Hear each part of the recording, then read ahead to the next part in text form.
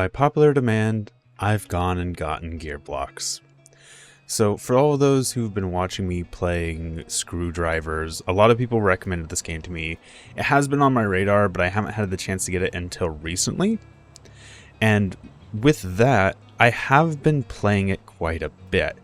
Now, I've only put a few hours into the game, so not as much as I would enjoy playing, because I am loving this game so far. However, I have had the opportunity to create a few things, including a car that I want to show off. Now, it's nothing particularly special, but it is functional, so I feel like it's a good thing to give an idea of where I am beginning.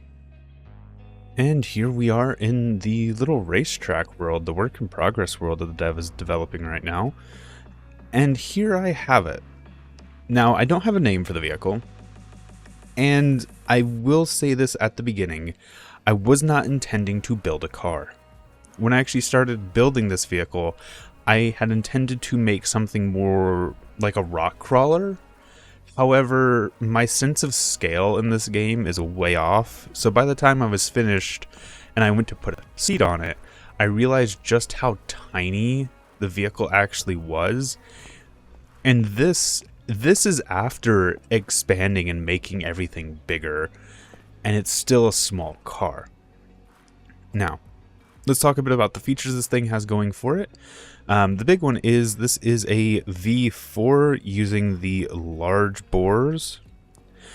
This is a fully functional vehicle with the energy consumption on, so it does have a fuel tank. It does have a little... Where are you at? A little alternator and battery and everything you need hooked up so that it will fully function. That being said, it also has a transmission in it. It is a 2-speed plus reverse, and like I said, since I had intended this to be a rock crawler originally, the first gear is extremely low. It can climb just about anything that isn't a vertical surface. However, the second gear does struggle.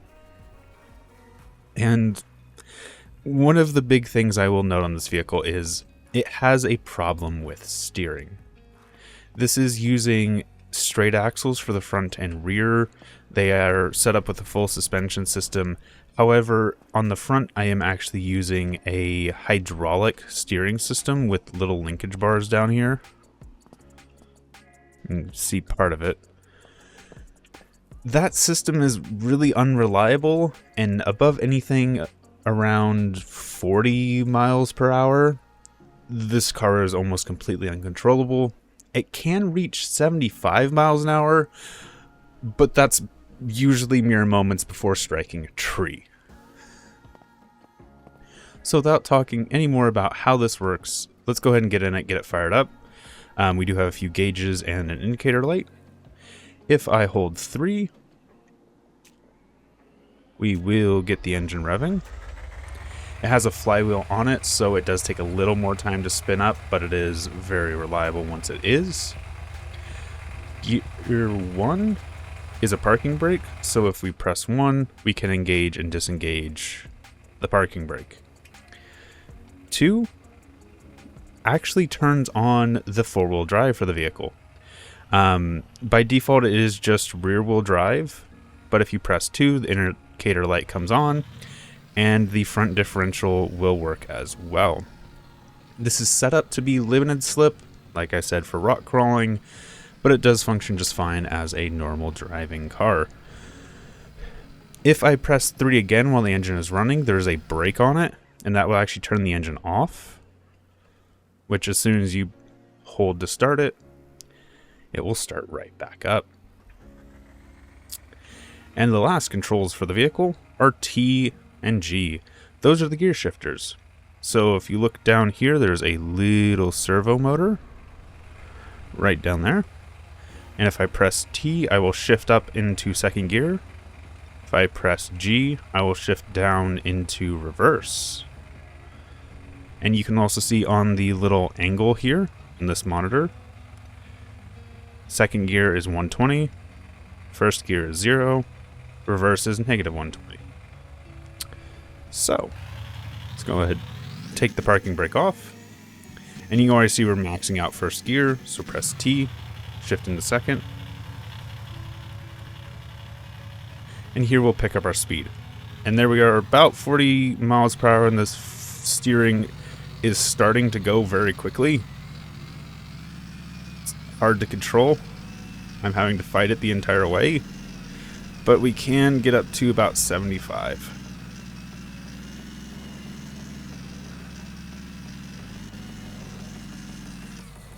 And if you press S, it will apply the brakes. Let's go ahead and shift into reverse, so we can get back up on the track.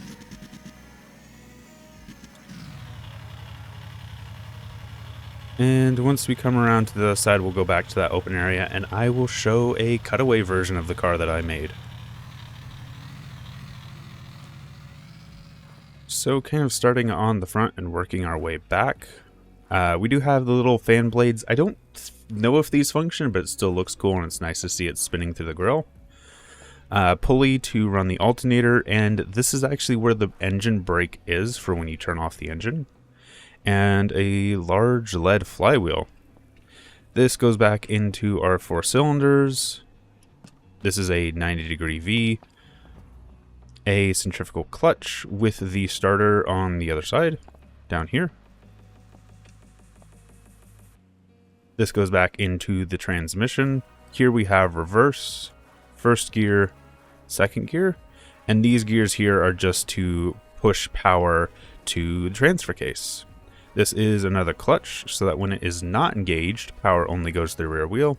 As soon as you engage this clutch, power is transmitted down the front into the 2 differentials.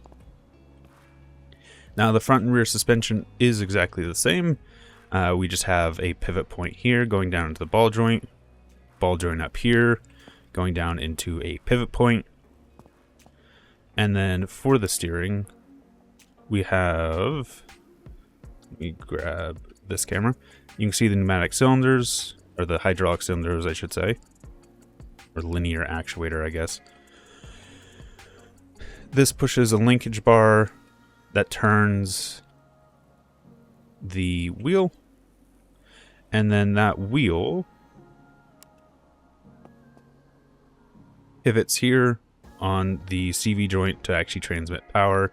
I do realize that these have their own brakes. I realized that kind of after I had built these. However, that's why there's extra brakes here. Additional note, on the back of the transmission is the parking brake. This just locks the transmission, keeps the vehicle still. So if we press 1, we can disengage the parking brake or engage it. 3, extends the starter, starts to spin the engine.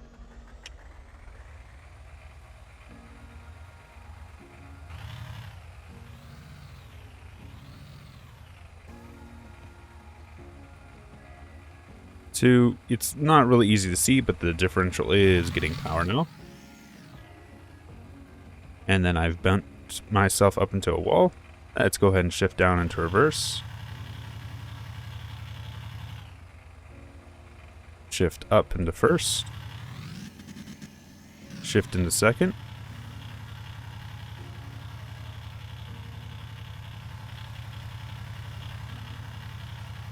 And then shift down to first, reverse,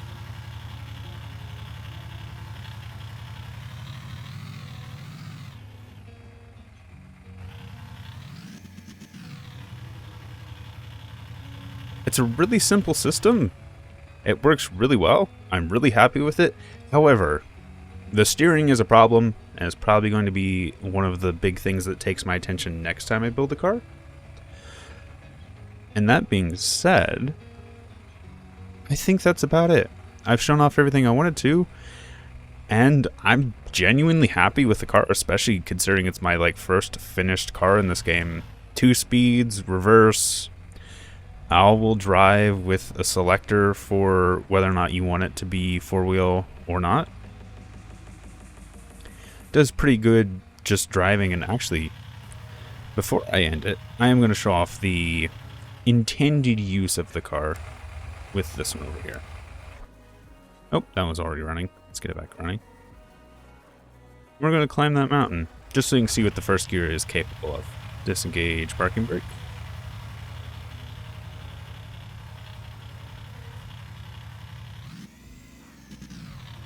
There we go.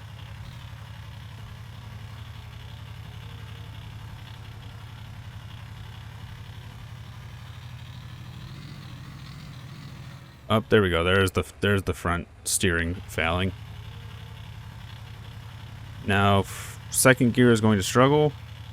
As soon as it does, shift into first gear, and this will climb all the way up this mountain with zero effort. I really don't even need the front wheels. I can engage them, but they're not really necessary right now. It just goes up this like a champ.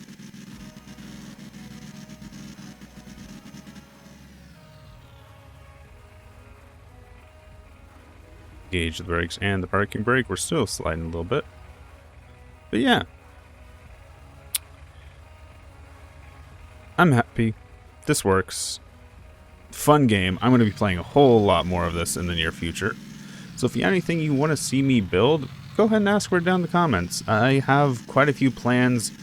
Race cars, rock crawlers. I do want to experiment with tanks a little bit. If you know me, I love tanks. So that all being said, I am going to end this here. Thanks for stopping by. Thanks, stick around. And until next time, peace.